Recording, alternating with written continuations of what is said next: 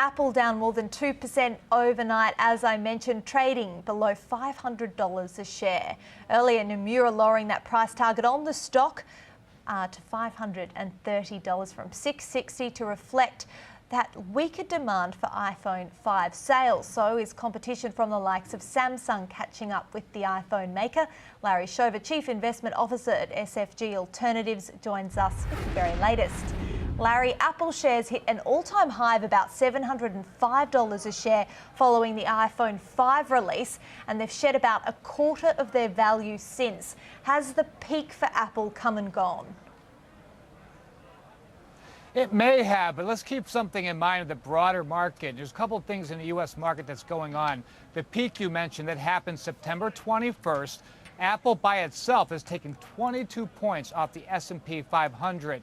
And with that in mind, that's showing you how resilient our stock market is. But to answer your question and answer it plainly, I think the run-up in Apple stock was really a safe haven for most people towards the end of last year. People just did not know where to put their money. People are camped out behind their stores, around their stores, buying their products. Everything was good. Their fundamentals are still pretty solid. No matter where the stock is, given their corporate cash balance sheet, I would still say if you're going to buy Apple stock, I would do so, but hedge your position with put options, because you just don't know when the next person's going to come along and knock them off the perch. So perhaps that demand was a little inflated when we saw the price up in the sevens, but now that we see it back down again, is part of this about competition in the smartphone market and Apple just, coming back a little closer to its competitors now?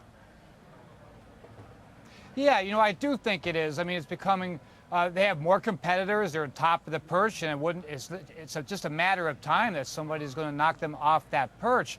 But with that said, it's still a wonderfully great company. It ran up on a lot of momentum. Their fundamentals, other than the competition, have not changed a whole lot, except for the fact that when we had this momentum, when it was trading up in the mid-700s, people were just reaching for the stars, thinking the stock was going to go to 1,000 or 1,200. It still could do that. But I would just say we're just enveloped with this whole notion of randomness, and we just don't know when the next big thing's going to happen. So fundamentally, it's still a good company, but hedge your downside with put options. Okay, some big name earnings out tomorrow. We've got Goldman Sachs, JP Morgan and eBay. What will you be looking for? We're hearing that it's all going to be about top line growth. Yeah, what I'm looking for, and I think what the street's really looking for, especially with the banks, you mentioned JP Morgan, Goldman Sachs, some others, is guidance, because I think we're still riding that refinancing wave in the United States. It clearly has slowed down just a little bit, but we're still riding that wave. We have net interest margin. That's something that everybody really worries about, given that money is free right now. How's that going to look? I think that guidance phone calls is going to drive the market. And I think in 2013, I still believe that banks, life insurance is going to be a really good place to keep your money. We're just underestimating the tailwinds that this recovery is going to provide to that sector. Okay, so banks are a good place to keep your money in 2013. Why is that? Why do you like the banking space? Well, I like the banking space for two reasons. The first reason is because of the housing recovery in the United States. I mean, we really have stabilized, and we're continuing to, the numbers continue to show that. And I think the market is underestimating the tailwind that's going to have, and it's going to help the banks along. And also keep in mind that the banks have fallen so far, so fast, for so long. And yeah, they have come up quite a bit in 2012, but I still think they're relatively cheap. I mean, I'm talking about the bigger banks, and the banks that I really love would be JP Morgan and Wells Fargo, at least from the United States perspective. And I just think because of those two things, we're going to continue to see success in that industry in 2013. Okay, Larry, a bit more on the economic front. We heard from Fed Chairman Ben Bernanke after the bell yesterday. I wanted your read on his comments and what they mean for the longevity of quantitative easing there.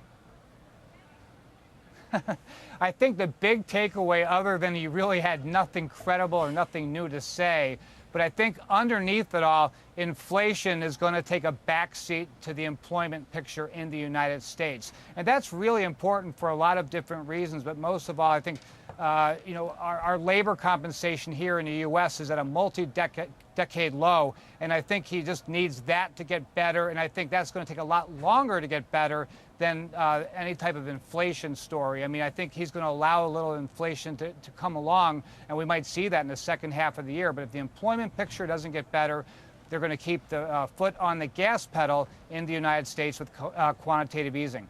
When you guys down there at the CME listen to these kind of speeches from Fed members like Ben Bernanke, is the key thing you're listening for at the moment QE and hints as to how long that's going to last? Because I'd imagine that's central to your trading down there. Is that what you're listening in for primarily?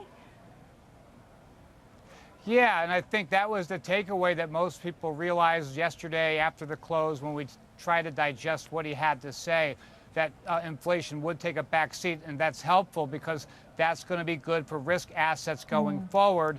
A lot of people are scratching their head, especially when you look at European equities, because European equities have not come up as far or even close as far as U.S. equities have. And we know that Europe has different problems and much bigger problems in a lot of ways. But when you see sovereign yields go down as far as they have, you see credit spreads coming in, I think maybe, just maybe, traders are thinking about, hey, European equities might be a place to start dabbling in 2013. Yeah, you mentioned the run-up you've had there, which is pretty stellar. Are you looking for a correction in the short term now?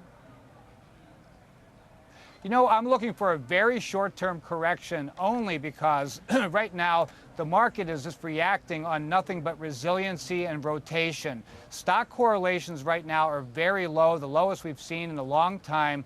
There's no news right now in the market, and we've run up between we're around 1450 to 1475 in the S&P 500. I think if we get to around 1500, I would see a short-term correction due, just because we've gone up too far, too fast on too few good news. Okay, Larry Shover, thanks so much for chatting with us today. We love to get your take on all of those things. Thank you.